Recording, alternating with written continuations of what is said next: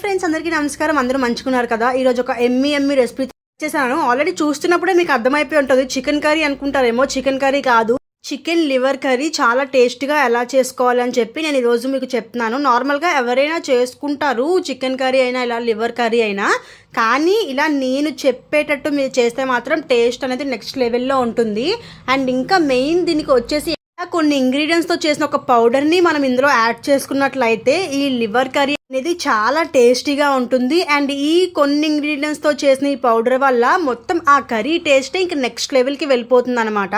So ఇలా టేస్ట్గా ఎలా చేసుకోవాలి అని తెలుసుకోవాలనుకుంటే వీడియోని కంప్లీట్గా చూడండి. అండ్ మన వీడియో చూసే ముందు ఛానల్ని సబ్స్క్రైబ్ చేసి పక్కనే ఉన్న బెల్ ఐకాన్ కూడా క్లిక్ చేసుకోండి. అలా అయితే మీకు డైరెక్ట్గా నోటిఫికేషన్స్ అనేది వచ్చేస్తాయి అనమాట. సో మీకు ఈజీగా ఉంటుంది మన వీడియోస్ చూసుకోవడానికి.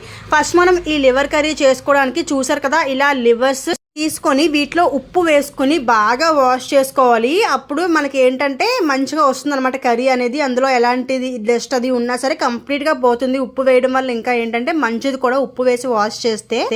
అలా వాష్ చేసేసుకున్న తర్వాత ఇప్పుడు ఏంటంటే మనం అందులోకి ఉప్పు, కొంచెం పసుపు, ఇంకా మనకు కావలసినంత కారం, అల్లం వెల్లుల్లి పేస్ట్ కూడా వేసుకొని వీటిని ఏంటంటే బాగా కలిపేసుకోవాలి. ఇవన్నీ బాగా ముక్కకి పట్టేటట్టు కలిపేసుకున్న తర్వాత అందులోనే కొంచెం కర్డ్ కూడా మనం యాడ్ చేసుకొని దాన్ని కూడా బాగా కలిపేసుకొని పక్కన పెట్టి బాగా మ్యారినేట్ చేయనివ్వాలన్నమాట.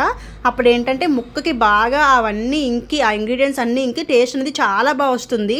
ఒక హాఫ్ అన్ అవర్ మ్యారినేట్ చేసిన తర్వాత ఒక ప్యాన్లో కొంచెం ఆయిల్ని హీట్ చేసుకొని అందులోనే కొంచెం ఉల్లిపాయలు ఫ్రై చేసుకున్న తర్వాత అందులో పచ్చిమిరపకాయలు కూడా ఫ్రై అయిపోయిన తర్వాత అల్లం వెల్లుల్లి పేస్ట్ని కూడా యాడ్ చేసుకొని అది కూడా పచ్చివాసన పోయేంత వరకు కూడా ఫ్రై చేసుకోవాలి. ఇప్పుడు అందులోనే మనకు కావాల్సిన టొమాటోస్ కూడా యాడ్ చేసుకొని బాగా ఆ టొమాటో ఫ్లేవర్ కూడా వాటికి మగ్గిన తర్వాత ఇప్పుడు మనం ముందుగా మ్యారినేట్ చేసి పెట్టుకున్నాం కదా ఈ లివర్స్ అన్నీ కూడా మొత్తం అన్నీ కలుపుకొని, సో అవన్నీ కూడా ఇలా స్లోగా ఇందులో వేసేసుకోవాలి.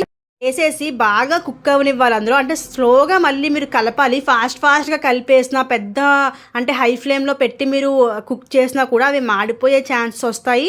ఇంకా ఏంటంటే ఎక్కువ కలిపేయడం వల్ల మనకి ఏంటంటే అవి ఇరిగిపోతాయి అన్నమాట. నార్మల్గానే లివర్ అనేది చాలా స్మూత్గా ఉంటుంది కాబట్టి ఇరిగిపోకుండా చాలా స్లోగా టైం తీసుకుంటూ జాగ్రత్తగా కలుపుకోవాలి. ఇప్పుడు ఏంటంటే వాటర్, ఆ లివర్కున్న వాటర్ అంతా పోయి ఆయిల్ పైకి తేలేంత వరకు కూడా మనం జాగ్రత్తగా ఇలాగా ఫ్రై చేసుకున్న తర్వాత కొంచెం మళ్ళీ వాటర్ని అందులో యాడ్ చేసుకొని అప్పుడు ఇంకా వాటర్ని యాడ్ చేయడం వల్ల ఆ పీస్ అనేది బాగా బాయిల్ అవుతుంది అనమాట. ఈ పౌడర్ ఏంటి అని చెప్పాను కదా, ఈ మసాలా పౌడర్ అంటే ఒక 2 టేబుల్ స్పూన్ మిరియాలు, ఇంకా 1 టేబుల్ స్పూన్ జీలకర్రను కూడా మనం ఏంటంటే కచ్చాపచ్చాగా బాగా దంచేసుకొని పొడిని ఇందులో మళ్ళీ ముందుగానే వేసేయకూడదు. అంటే ఇంకొక 2-3 మినిట్స్లో కుక్ అయిపోతుంది అన్న టైంలో మీరు ఏంటంటే ఈ పొడిని వేసుకున్నట్లయితే ఈ ఫ్లేవర్ అనేది చాలా బాగుంటుంది లివర్ కర్రీకి. అండ్ ఉప్పు, కారం ఇవన్నీ ముందే మీరు యాడ్ చేసుకున్నారు కాబట్టి ఇంకా అవి వేయాల్సిన అవసరం లేదు.